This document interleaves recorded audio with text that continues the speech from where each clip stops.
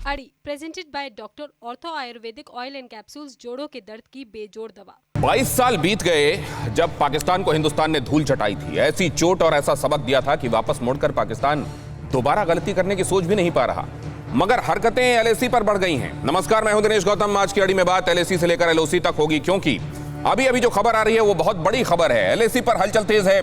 चीन एक बार फिर से ऐसी हिमाकत करने की सोच रहा है जिसकी रिपोर्ट बहुत ही हैरान करती है, मगर शायद चीन को मालूम नहीं कि भारत में चीन का खेल खत्म करने के लिए अब राफेल तैनात बैठा है। बस एक गलती और खेला खत्म। आज हम बताएंगे कि 22 साल में भारत की ताकत कितनी बढ़ी, समझाएंगे कैसे चीन आसमान से लेकर जमीन तक और जमीन से लेकर समंदर तक हर जगह अपनी खूनी नजर गड़ाए बैठा है। हमारे साथ होंगे कुछ बेहद खास मेहमान जो चीन और पाकिस्तान के नब्ज से वाकिफ हैं। हम उनसे आपका परिचय कराएंगे। उससे पहले अभी की बड़ी खबर देख लीजिए। बॉर्डर पर एक बार फिर बेनकाब हुआ चीन। लिपुलेख सीमा के पास बहुत बड़ी साजिश, मिलिट्री सिविलियन एयरबेस बना रहा है चीन।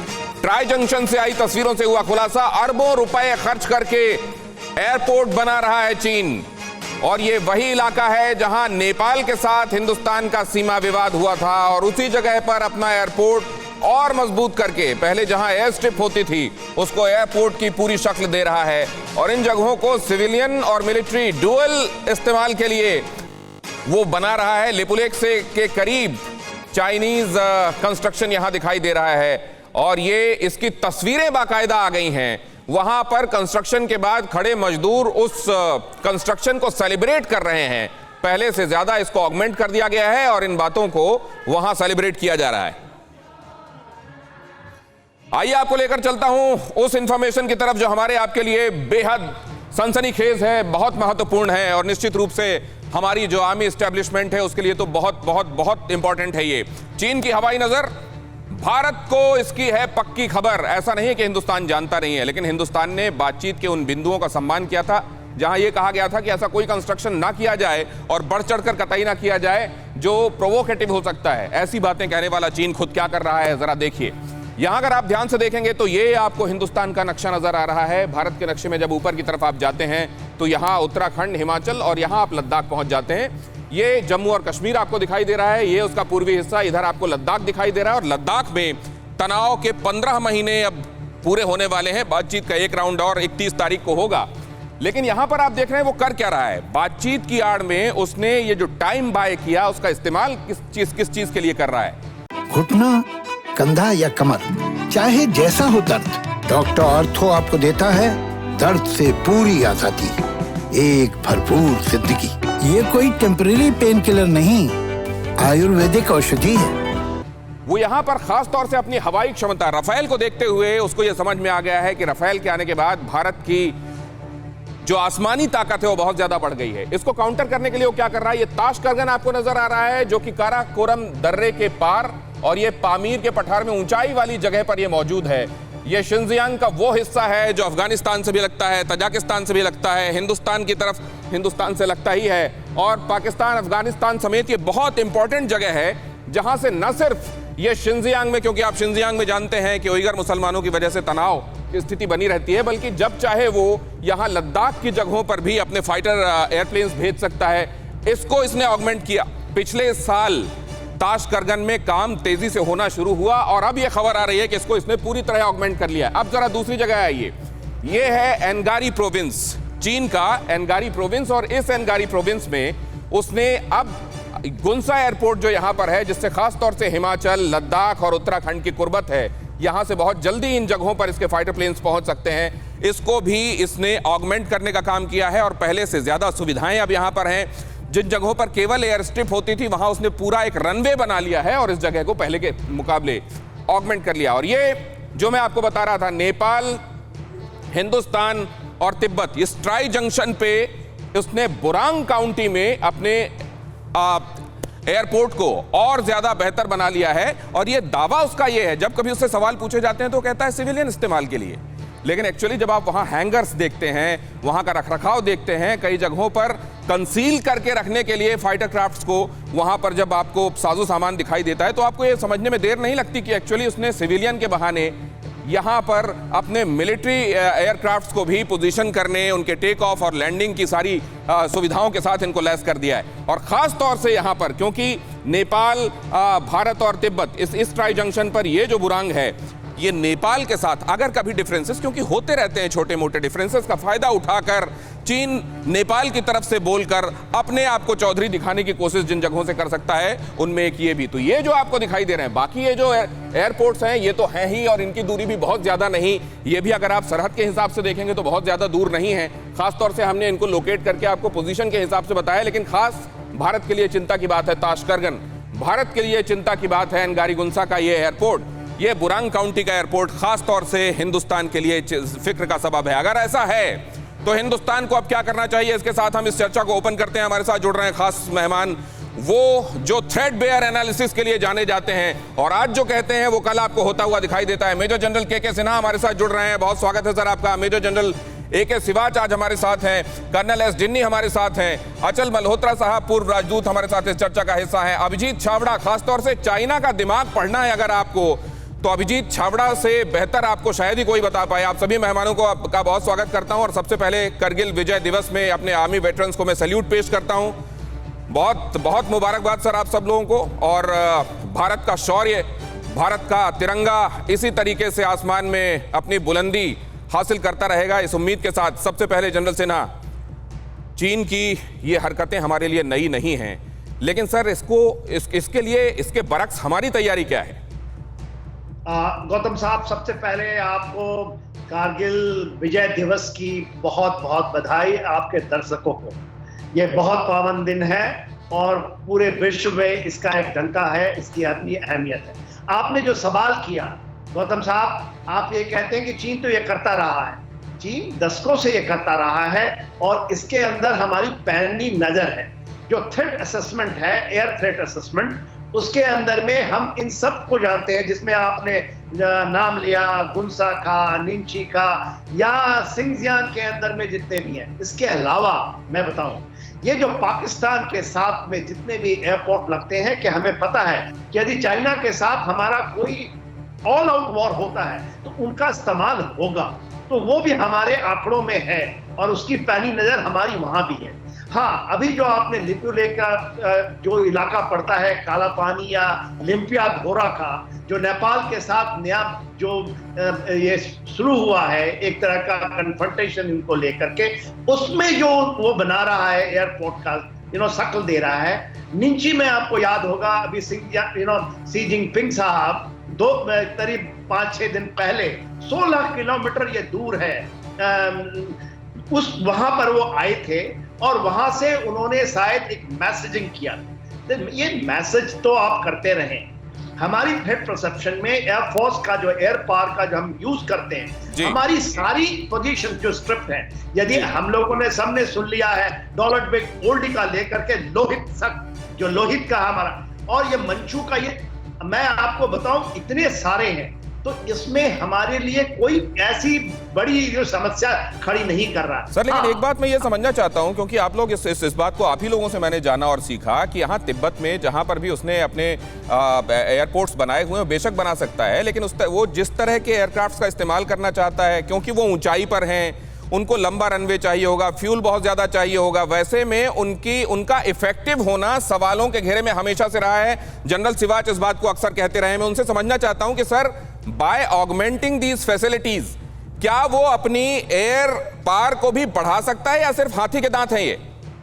नहीं, बिल्कुल दिनेश, आपने बिल्कुल ठीक बोला। ये देखो, चाइना जो इसको मालूम है कि उसकी जो एयरफील्ड्स हैं वो तिब्बत ऑटोनमस रीजन में उनकी हाइट के कारण वो पेलोड कैरी नहीं कर सकती है, इतना पेलोड नहीं कैरी कर सकती जितना कि भारत की एयरफील्ड जो कि हायर एल्टीट्यूड में नहीं है, लोअर एल्टीट्यूड में है, जिस प्रकार से लेह में भी, श्रीनगर में भी, जम्मू में। तो इसको वो नलीफाई करने के लिए 2 काम कर रहा है। एक तो ये जो पुरानी उसकी एयरफील्ड थी उनका रनवे बढ़ा रहा है, और उसको स्ट्रिप को ज्यादा बढ़ाने से क्या है कि वो एयरक्राफ्ट उसके पेलोड ज्यादा कैरी कर पाएंगे, मतलब कि अम्यूनिशन और मिसाइलें। और दूसरा वो क्या कर रहा है, काफी और एयरफील्ड बना रहा है जहां पर गैप थे, और वो ध्यान दे रहा है कि अभी पहले वो ईस्टर्न लद्दाख में और अरुणाचल में भी उसका जो न्यांगची जो बनाया है अभी उस पर ध्यान था। अभी उसने सेंट्रल सेक्टर पे जो कि हमारे उत्तराखंड और हिमाचल के ऑपोजिट है, बाराहोटी और लिपू लेक के ऑपोजिट है, वहां पर भी अभी उसने बहुत ज्यादा एक्टिविटी बढ़ा दी है और वहां पर उसने एयरफील्ड वगैरह बनाई है लिपू लेक के पास। तो ये कोई शक और सवाल नहीं कि चीन क्या करने की कोशिश कर रहा है कि ये जो अपने उसके एयरक्राफ्ट हैं वो हर जगह से उड़ सकें और हर एक एयरफील्ड से दूसरी एयरफील्ड का 250 से 300 से किलोमीटर का गैप नहीं होना चाहिए। इसलिए उसने कम से कम 7 से 8 एयरफील्ड और बनाई है और जो एयरफील्ड हैं उनकी लंबाई बढ़ाई है, उसके अंदर ब्लास्ट पान बनाए हैं जिसके कारण उनके एयरक्राफ्ट जो है वो उनको छुपाया जा सके। दोबारा आता हूं सर आपके पास, बहुत विस्तृत जानकारी है आपके पास, एलैबोरेटेड तरीके से जनरल सिवाज बता रहे हैं कि वहां पर तैयारियां क्या हैं और इसके बरक्स हमारी तैयारियां क्या होनी चाहिए, इस पर भी चर्चा करेंगे। कर्नल एस जिन्नी हमारे साथ जुड़े हुए हैं, खास तौर से लद्दाख के इलाके को बहुत अच्छे से जानते हैं, उनके पास हम चलेंगे। लेकिन पहले अहम खबर बता दूं आपको, चीन की सेना के खिलाफ भारत की बड़ी तैयारी। लद्दाख में भारतीय सेना को मिला बड़ा बूस्ट, लद्दाख में 15,000 से ज्यादा नए सैनिकों की तैनाती। जम्मू कश्मीर से पूर्वी लद्दाख भेजे गए 15,000 सैनिक पीएलए के हर चालबाजी का जवाब देंगे भारतीय जवान। लद्दाख में 15,000 से ज्यादा नए सैनिकों की तैनाती। भारत भांप रहा है और भारत हर तैयारी भी कर रहा है। भारत की इस तैयारी के बरक्स आइए आप चलते हैं, आप जानते हैं कर्नल एस जिन्नी से। कर्नल एस जिन्नी, थ्रेट परसेप्शन पहले जैसा है, पहले से बढ़ा है? ये तैनाती जो हमारी बढ़ी है ये क्या दिखाती है? देखिए दिनेश जी, सबसे पहले तो मैं कारगिल के जो वीर जो मृत्यु आज हैं उन सबको मैं नमन करता हूँ और उनके जो परिवार है उनको नमन करता हुआ मैं आपके प्रश्न का उत्तर देना चाहूँगा। ये जो थ्रेट परसेप्शन है मेरे ख्याल से वो जैसे के वैसे ही है और ये एक जो हम अभी जो फ्रेश ट्रूप्स को लेके आ रहे हैं लद्दाख में, उसका एक इंटेंट जो भारत का है वो दिखा रहा है। वो इंटेंट ये दिखा रहा है कि जैसे हमें पता है कि जब से ये प्रॉब्लम खड़ी हुई, एक नई पूरी की पूरी एक डिवीजन, आपको पता है एक डिवीजन वहां पर आई है और उस डिवीजन को आने वाले कुछ समय तक वहीं रहेगा। ये एक 15,000 के आसपास जो नए ट्रूप्स आ रहे हैं उसका एक सबसे बड़ा मैसेज वो है कि हम जो जिस तरह से ऑपरेशनल स्टेबिलिटी हमने प्राप्त किया है उसमें कोई कमी नहीं होने देगा। भारत का ये एक स्टैंड क्लियरली आता है। दूसरी चीज, जैसे मैं पहले भी कहा था एक बार कि हमारा जो ट्रूप्स का जो जिस तरह का हमारा ढांचा है और जो चाइनीज का है वो अलग है। हमारा एक रोटेशन रहता है कि ऐसा नहीं है कि हम परमानेंट वहां पर लगातार रखे रहेंगे। हमारे ट्रूप्स को एक पीस टू फील्ड रेशियो रहता है, एक इतना टाइम रहता है जबकि हाई ऑल्टीट्यूड में रहना चाहिए, उसके बाद उसको वापस आना पड़ता है। तो ये सब चीज को मद्देनजर रखते हुए और जो हमारे जो इंटेंट है कि कोई भी चीज में ढिलाई नहीं होगी, ये फ्रेश ट्रूप्स को इंडक्ट किया जा रहा है। इसीलिए ये फ्रेश ट्रूप्स वहां तैनात हो रहे हैं रोटेशन की वजह से और साथ में ये भी कि ढिलाई कहीं नहीं रहेगी। मैं खास तौर से आपसे ये आप अपने मेहमानों से, आर्मी वेटरन से ये जानना चाहूंगा कि हम एयर पावर के मामले में, क्योंकि हम बात कर रहे हैं नई एयरफील्ड्स कहां बनाई उसने, नए एयरपोर्ट्स कहां बना लिए, एयर स्ट्रिप को पूरे रनवे में कहां तब्दील कर दिया है। मैं समझूंगा कि रफेल आ जाने के बाद ये चिंता ज्यादा बढ़ी है क्या चीन की, लेकिन उससे पहले मैं जाना चाहूंगा अचल मल्होत्रा साहब के पास। अचल मल्होत्रा साहब, खास तौर से क्योंकि करगिल को हम याद कर रहे हैं और उसके तुलना में आज की अपनी स्थितियों को देख रहे हैं, डिप्लोमेसी में हम कहां खड़े हुए हैं, खास तौर से चीन की डिप्लोमेसी को देखते हुए, वुल्फ वॉरियर तरीका देखते हुए? घुटना, कंधा या कमर, चाहे जैसा हो दर्द, डॉक्टर ऑर्थो आपको देता है दर्द से पूरी आजादी, एक भरपूर जिंदगी। ये कोई टेम्परेरी पेन किलर नहीं, आयुर्वेदिक औषधि है। देखिए दिनेश, इसमें कोई सबसे पहले तो मैं भी अपने दूसरे को पैनलिस्ट की तरह अपना कारगिल दिवस पे सबको बधाई दूंगा और सब मार्टिर्स को अपनी तरफ से सलामी पेश करूंगा। हैविंग सेड दैट दिनेश, हकीकत यह है कि पिछले 20-25 साल में पूरी दुनिया ने, जिसमें भारत भी शामिल है, ये उम्मीद जताई थी कि जो चाइना का पीसफुल राइज है, जो इकोनॉमिक राइज है, उसको वेलकम किया था, उसमें पार्टनर भी बने थे और ये उम्मीद की थी कि चाइना जो है एक बहुत ही सुलझा हुआ एक इंटरनेशनल कम्युनिटी का मेंबर होगा। उसके चलते हुए हमने भी उनसे काफ़ी इकोनॉमिक कोऑपरेशन में हाथ आगे बढ़ाए और जो हमारे बॉर्डर डिस्प्यूट्स थे उनको हमने बैक बर्नर पे रखा और कुछ ऐसे एग्रीमेंट्स किए जिसके चलते हुए ये उम्मीद की जा रही थी कि वहाँ पे शांति बनाई जाएगी। लेकिन अब ये सब इतिहास बन चुका है। पूरी दुनिया में एक एंटी चाइना सेंटीमेंट है। सबने ये महसूस किया कि उन्होंने चाइना पे बहुत ज़्यादा अपनी डिपेंडेंस बढ़ा ली है और चाइना इस हर चीज़ का एक गलत और नाजायज फायदा उठा रहा है, और भारत भी इसमें पीछे नहीं है।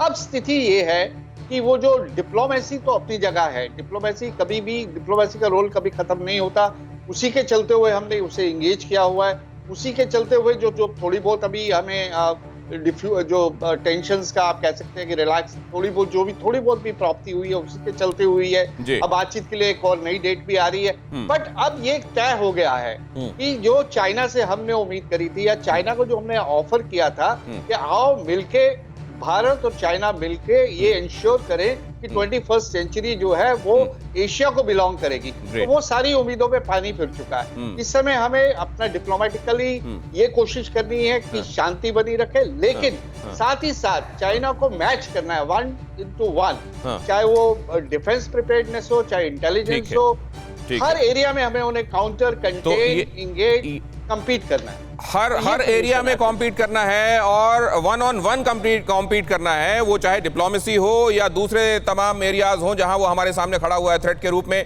मैं इतिहासकार हमारे साथ जुड़े हुए हैं, अभिजीत उनके पास जाऊं उससे पहले एक अहम खबर आपको बता दूं, एक ब्रेकिंग न्यूज आपके समक्ष रख दूं। अमेरिका के सामने गिड़गिड़ाया है चीन, दुनिया में बदनाम करने की साजिश बंद हो, चीन ने कहा है। चीन ने कहा हमें दैत्य बताना बंद करे अमेरिका। यूएस विदेश मंत्रालय के उप सचिव का बीजिंग दौरा, उप सचिव वेंडी शेरमैन के साथ चीन ने की बैठक। अभिजीत, अब इसमें दो राय कहां रह गई है कि दैत्य वाला ही लक्षण है चीन का? सबसे पहले सभी को कारगिल विजय दिवस की बहुत सारी शुभकामनाएं।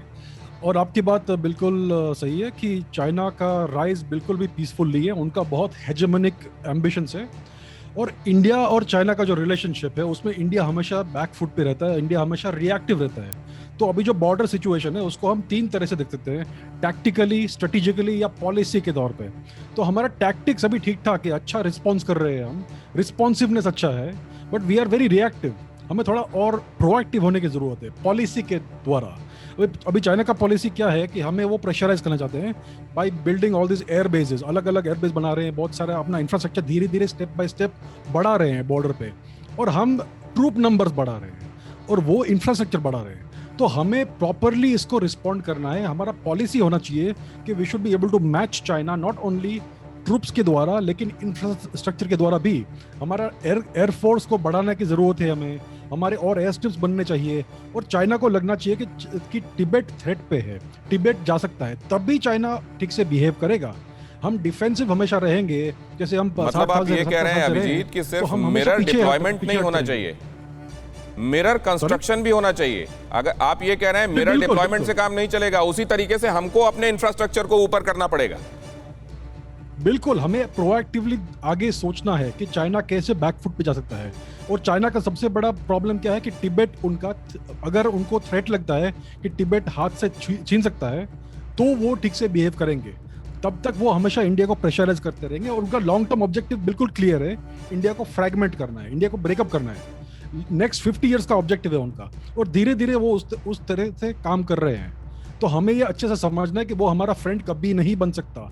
हम ऐसा सोचेंगे कि China will become friend one day, ये बहुत ही गलत सोच है।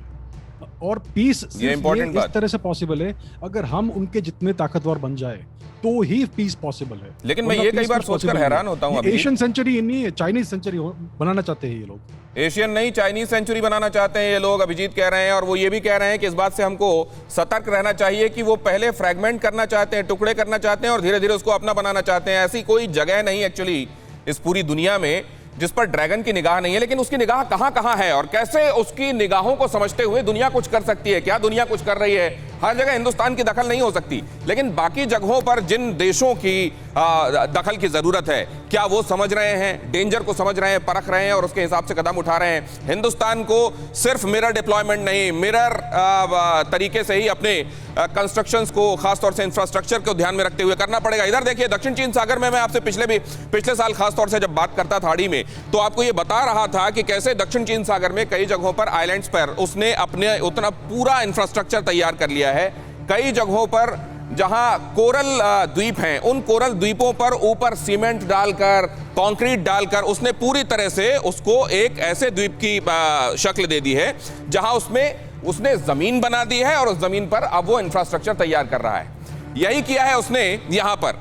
वो कई द्वीप समूह जाहिर है वहां पर है, और स्प्रैटली खासतौर से उसमें जिक्र में आता है। मई जून में स्प्रैटली द्वीप पर KJ-500 एयरबॉर्न वार्निंग की तैनाती उसने कर दी है। ये एक तरह का जहाज होता है, आपको मालूम है। वो जहाज ऊपर उड़ता है, उसमें रडार और तमाम फैसिलिटीज होती हैं। ये अर्ली वार्निंग सिग्नल्स देता है आपको, क्योंकि जमीन पर जो आपके रडार होते हैं, जब तक वो पकड़े कि फाइटर जेट कहां से आ रहा है, ड्रोन किधर से आ रहा है, किधर से मिसाइल आ रही है, उससे पहले आसमान में पहुंचा हुआ ये airborne early warning and control system जो होता है, आपको एक एज देता है, और उसने यहां पर तैनाती कर दी है। अब इसने इसके साथ सूबी रीफ में क्या किया है? सूबी रीफ में एयरबेस पर Y9 ट्रांसपोर्ट विमान तैनात कर दिए हैं, और सूबी रीफ पर ही Z8 ट्रांसपोर्ट हेलीकॉप्टर्स भी उसने तैनात कर दिए हैं। मतलब कैसे कैसे मिलिट्रीकरण करता जा रहा है वो इन द्वीप समूह का। पहले तो ये द्वीप नहीं थे, कोरल द्वीप थे, इनको द्वीप की शक्ल दिया।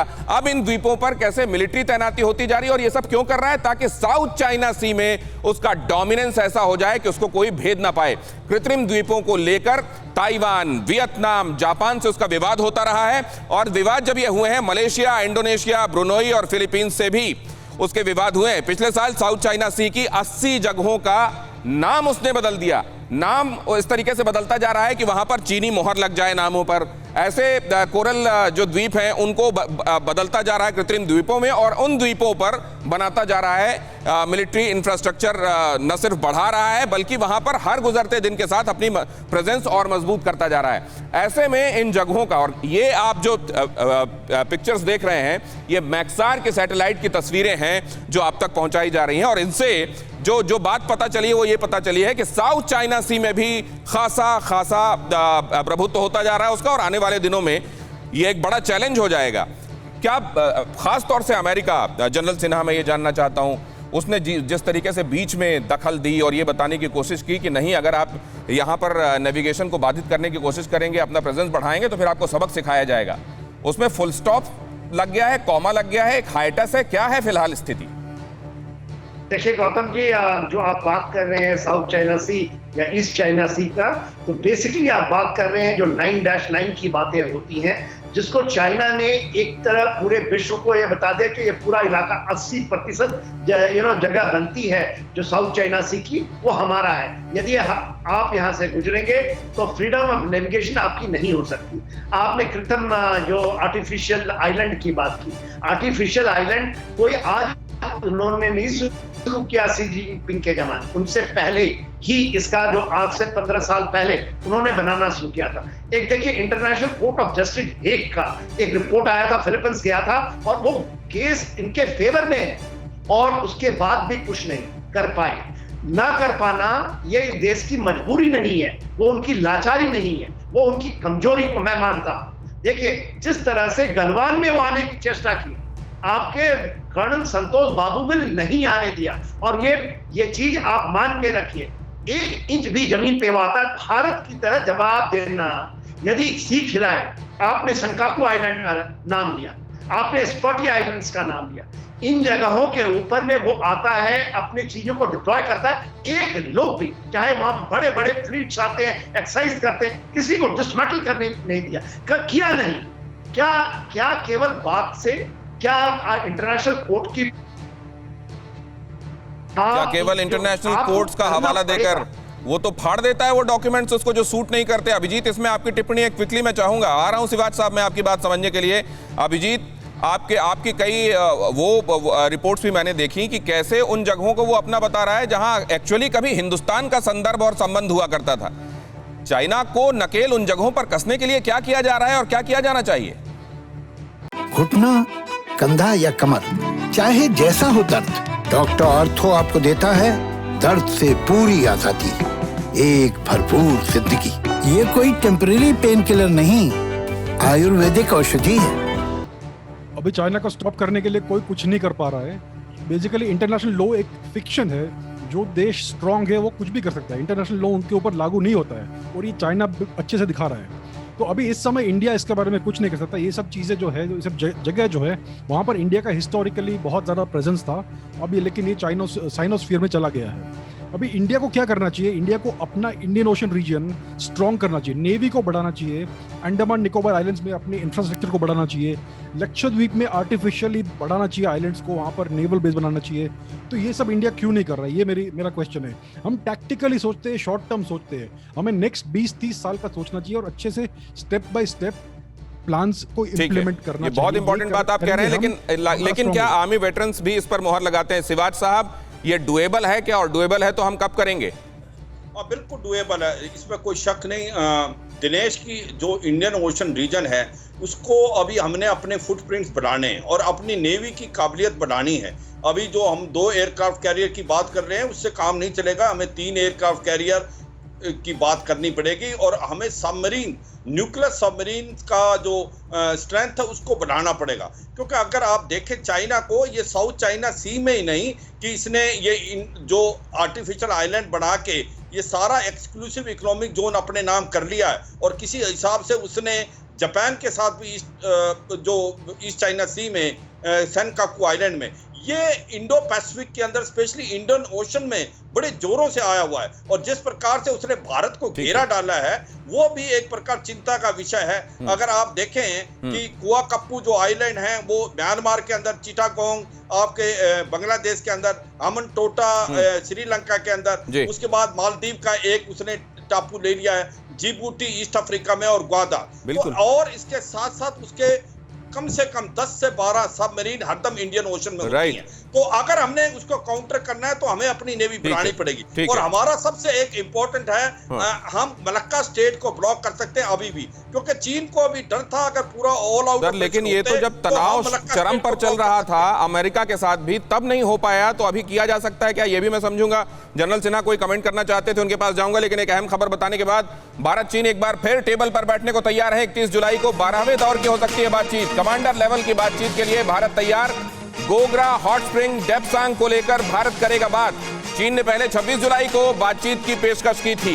31 तारीख को जिस बातचीत का हवाला मैंने कार्यक्रम की शुरुआत में ही आपसे दिया था, वो बातचीत, लेकिन इस बातचीत का हासिल आगे क्या? वो जगह जो तनाव जहां आज भी बना हुआ है, क्या वहां से तनाव कम होगा और क्या वहां का कहा हुआ चीन निभाएगा? लेकिन उससे पहले देखिए, ये संदेश चीन को भी है।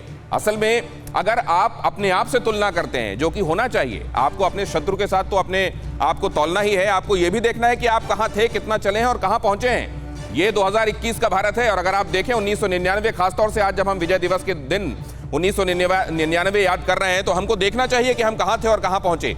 1999 और 2021 की तुलना जरूर आपको देखना चाहिए। बोफोर्स तोपें जिनकी बदौलत हमने, क्योंकि ये शूट और स्कूट वाली काबिलियत इनमें थी, हमने उन पहाड़ियों पर भी जहां कब्जा हो गया था वापस तिरंगा फहराया। मिग 21 था हमारे पास और मिग 23 था। आज क्या है? हमारे पास रफेल है, तेजस है, सुखोई हमारे पास मौजूद है। मतलब हमारी पावर पहले के मुकाबले काफी बढ़ी है। मिग 27, मिग 29, मिराज 2000 थे हमारे पास। ग्लोब मास्टर है अब हमारे पास, 809 अटैक एयरक्राफ्ट है, 16 अटैक हेलीकॉप्टर्स। ये पहले के मुकाबले बढ़ी हुई ताकत का सीधे सीधे मुजाहरा है। R-77 मिसाइल, 300 प्लस मोटार, ये अगर हमारी ताकत थी, और इस बात का उल्लेख उस समय आर्मी की कमान संभालने वाले आर्मी के मुखिया मलिक साहब ने इस बात का उल्लेख किया है कि हमारे पास असलहों की कमी उजागर हुई थी। हमारी कौन कौन सी कमियां उजागर हुई थी, उसमें असलहों का भी जिक्र उन्होंने किया था। यहां आप देखिए, तंगशुका tank, BMP tank, T-90 tank, टैंकों की बात करें आप, हवाई हमले के हिसाब से हमारी क्षमताओं की बात करें, पहले के मुकाबले आज हम बहुत ताकतवर हैं। और जैसा मैंने आपको बताया, अगर के वज्र टैंक, M777 हॉवित्जर, ये जो ताकत है हमारी पहले से बढ़ी हुई, ये निश्चित रूप से ये बताती है कि अब हम पहले से ज्यादा इक्विप्ड हैं। लेकिन साथ में आपको ये भी देखना पड़ेगा कि आपके दुश्मनों ने तब तक क्या किया। देखिए, ये इन बातों का उल्लेख वेद प्रकाश मलिक साहब ने भी किया।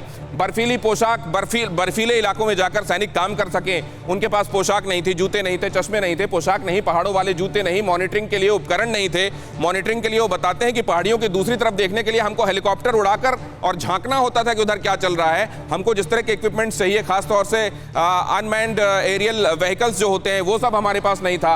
रडार हमारे पास नहीं थे। सड़कें उस समय ऐसी नहीं थी, इंफ्रास्ट्रक्चर वहां तक पहुंचने के लिए पहाड़ी इलाकों तक बहुत दुर्गम था।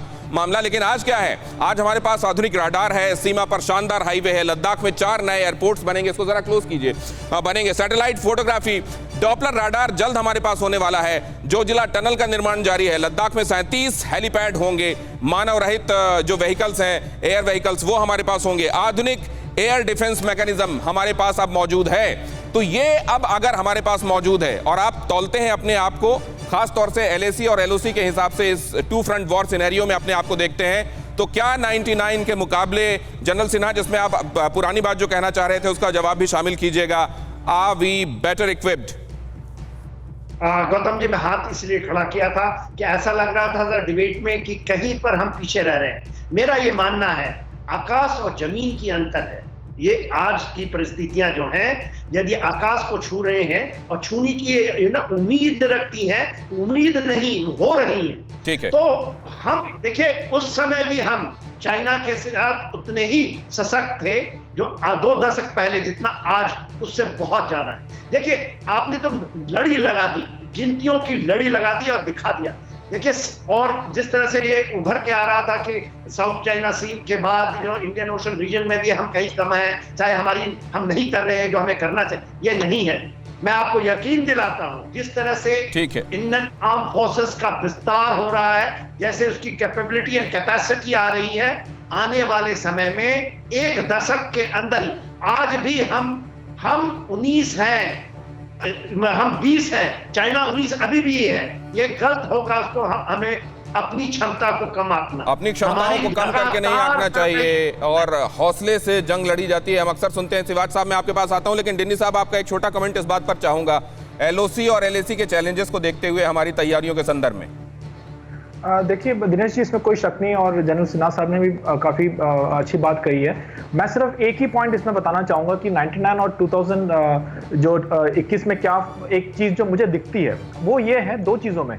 एक है कि जो पब्लिक अवेयरनेस है वो आपके जैसे जो पत्रकार हैं आज क्वेश्चन कर रहे हैं, जैसे आपने पूरा लिस्ट दिखा दिया, इस तरह की जो अवेयरनेस आजकल लोगों के पब्लिक के अंदर है, उसकी वजह से क्या है कि गवर्नमेंट को भी एक अकाउंटेबिलिटी रहता है कि नेशनल सिक्योरिटी के बारे में आज लोग जागरूक हैं, तो हमें उस तरह के कदम उठाने चाहिए। जो पॉलिटिकल इंटेंट है वो बहुत मजबूत हो गया है, और आज के तारीख ऐसा नहीं है कि अभी के बाद कोई भी गवर्नमेंट होगा तो वो नेशनल सिक्योरिटी को साइड में कर सकते हैं। वो दिन चला गया है, वो दिन चला गया है, क्योंकि आज आपके और जैसे लोग जो हैं वो क्वेश्चन करेंगे कि वाई। मतलब आपने ये जो बात कही कि इंक्रीजिंग अवेयरनेस के साथ गवर्नमेंट पे भी प्रेशर होता है, और दूसरा वो जो एक नजरिया होता है जिसमें अचल साहब किसी जमाने में ये समझा गया कि ये तो बंजर इलाका है जहां घास का एक तिनका भी नहीं उगता, और उस जगह के लिए अब हम अपना बलिदान दे देते हैं, और वहीं पर हम देखते हैं कि गलवान में क्या हुआ। क्या नजरिए में भी फर्क आया है क्या अचल साहब?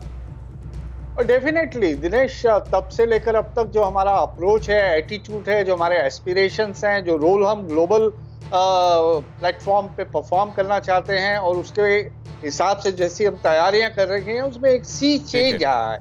तो हम चाहते हैं कि जो पूरी दुनिया में हमारा एक कंस्ट्रक्टिव कंट्रीब्यूशन हो, पीस सिक्योरिटी में हो, और अपने जो हमारे नेशनल सिक्योरिटी इंटरेस्ट है उसको हमें सेफगार्ड करने के लिए पूरी तैयारी करनी है। और ये जैसे अभी आपने किसी ने मेंशन भी किया अवेयरनेस के बारे में, तो उसमें आजकल सोशल मीडिया, आपका मीडिया, इससे भी काफी फर्क पड़ा है, अवेयरनेस बढ़ रही है। अब मसलन सर, हम ये बात कर रहे थे, जब हम कितने इक्विप्ड हैं इसकी बात कर रहे हैं, एक जिक्र जरूर मैं कर देना चाहता हूं रफेल के संदर्भ में। मैं ये बार बार आपसे पूछ रहा हूं कि रफेल का थ्रेट है क्या जिसकी वजह से वो अपने इंफ्रास्ट्रक्चर को ऑगमेंट करने में लगा हुआ है? शिवाज साहब, ये पूछने के लिए मैं आपके पास आऊंगा, लेकिन पहले ये खबर बता दूं, रफेल का दूसरा स्क्वाड्रन चीन को जवाब देने के लिए तैयार है। हाशिमारा एयरफोर्स स्टेशन पर दूसरे स्क्वाड्रन की तैनाती हो गई है। दूसरे स्क्वाड्रन के लिए 6 रफेल चीन के खिलाफ तैयार है। स्कैल्प क्रूज मिसाइल से लैस रफेल हाशिमारा में तैनात कर दिए गए हैं, और यह तैनाती निश्चित रूप से चीन के लिए, वो ये समझता है कि पहले वो जिसको केक वॉक समझता था, अब उसके लिए it's a very very hard nut to crack.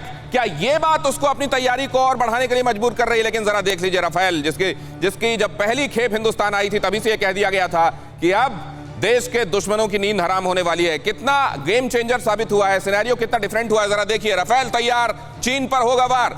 जरा जल्दी से मैं आपको इंफॉर्मेशन देता हूं, टाइम का मैं। राफेल तैयार, चीन पर होगा वार। यहां पर तारीखों के हिसाब से आप देख रहे हैं, वहां देखेंगे आप 29 जुलाई 2020, 3 नवंबर 2020, और उधर से इधर अगर आप आते जाएंगे तो उधर देखेंगे पहले 5, 3 नवंबर 2020 को 3, 27 जनवरी 2021 को 3, 31 मार्च 2021 को 3, 21 अप्रैल को 4, 6 मई को 3, और उसके बाद 21 जुलाई को 3। और राफेल जब हिंदुस्तान के सरजमीन पर आए तो खास तौर से स्क्वाड्रन की कमी, हमारे पास fighter aircraft state of the art की कमी जो कहा जा रहा था, उसमें बहुत हद तक अब हम सक्षम हो चुके हैं। अब अगर हमारी यह स्थिति है, रणवीर, राफेल की दूसरी स्क्वाड्रन, ये दूसरी स्क्वाड्रन हो जाने के बाद हमारी क्षमताओं में कितना विस्तार हुआ है जरा आप देख लीजिए। 101 फाल्कन्स ऑफ चंब एंड अखनूर, ये जो है ये पुरानी स्क्वाड्रन हमारी ताकत का परिचायक। पश्चिम बंगाल के हाशिमारा एयरबेस पर इनकी राफेल की तैनाती होगी। चीन के साथ पूर्वी मोर्चे पर वायुसेना की ताकत बढ़ाएंगे। 101वीं स्क्वाड्रन 1965 to 71 पाकिस्तान युद्ध में शामिल हुई थी। 2011 में मिग 21 के रिटायरमेंट के बाद यह स्क्वाड्रन डिफंक्ट थी, एक्टिव नहीं थी, और अब एक बार फिर से न सिर्फ वजूद में है बल्कि रोर कर रही है, और इसकी रोरिंग जाहिर है बर्दाश्त नहीं हो रही चाइना से। क्या ये वो वजह है जिसकी वजह से चाइना सोच रहा है कि अपने आप को तैयार और मजबूत करने के अलावा कोई चारा नहीं? यही दिखाई दे रहा है क्या ताशकरगन में, यही दिखाई दे रहा है क्या बुरांग में, क्या यही दिख रहा है गुंसा में? सिवाज साहब। बिल्कुल, देखो इसमें कोई शक नहीं है दिनेश की जो हमारी एयर पावर थी वो एक तो स्ट्रेंथ हमारी कम हो रही थी। हमें 42 स्क्वाड्रन चाहिए और करीब घट के हमारे अभी 32 के करीब स्क्वाड्रन रह गए। मगर ये सच्चाई है, राफेल के आने के बाद हमारे को एयर पंच मिला है, क्योंकि ये 4.5 जनरेशन एयरक्राफ्ट है और ये लैस है आधुनिक हथियारों से। इसके अंदर है स्कैल्प मिसाइल जो कि एयर टू ग्राउंड 400 से 500 किलोमीटर, मिटोर मिसाइल जो कि बियॉन्ड विजुअल रेंज है, हैमर मिसाइल, माइका मिसाइल।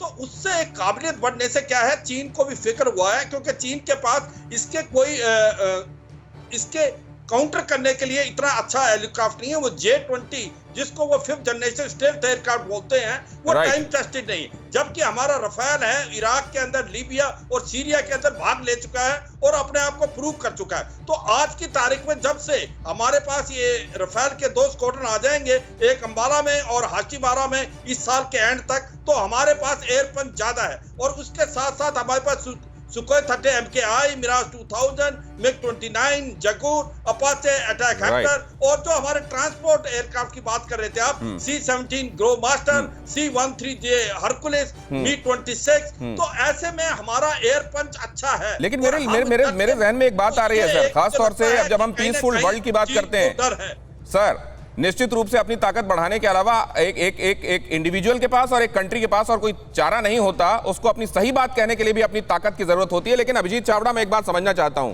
अगर ज्यादातर देश पीस लविंग है, अगर ज्यादातर देश जस्टिस को प्यार करते हैं, तो फिर ऐसा क्यों नहीं होता कि एक फॉर्मिडेबल अलायंस, मिलिट्री अलायंस भी जिसमें शामिल हो, ऐसा बने जिसमें कम से कम सबको अपनी इंडिविजुअल मिलिट्री ताकतों को ना बढ़ाने के लिए खर्च करना पड़े, क्योंकि दूसरी तमाम दिक्कतें हैं देशों में जिनको पहले एड्रेस किया जाना जरूरी है। ऐसा क्यों नहीं होता? बात क्या है कि जब तक क्लियर एंड प्रेजेंट थ्रेट नहीं आता तब तक मिलिट्री अलायंस नहीं बनती है। अभी चाइना बहुत अच्छे से गेम खेल रहा है, अपना इकोनॉमिक पावर यूज कर रहा है, बहुत सारे कंट्रीज को इंड्यूसमेंट्स दे रहा है, तो वो लोग बेनिफिट कर रहे हैं चाइनीज इकोनॉमी की वजह से। इसके लिए ये सब प्रॉब्लम आ रही है। अभी ऑस्ट्रेलिया को भी बहुत सारा चाइना के साथ इकोनॉमिक स्ट्रेस हो रहा है क्योंकि चाइना उनको थ्रेटन कर रहे हैं। तो इसके लिए ये अलायंस, मिलिट्री अलायंस नहीं बन पा रही है। तो क्या यहाँ पे एक रोड़ा डिप्लोमेटिक अलायंस? ठीक है अभिजीत, में ये चलते चलते अचल साहब, क्या डिप्लोमेसी से ये इस तरह के अलायंसेस नहीं बन सकते?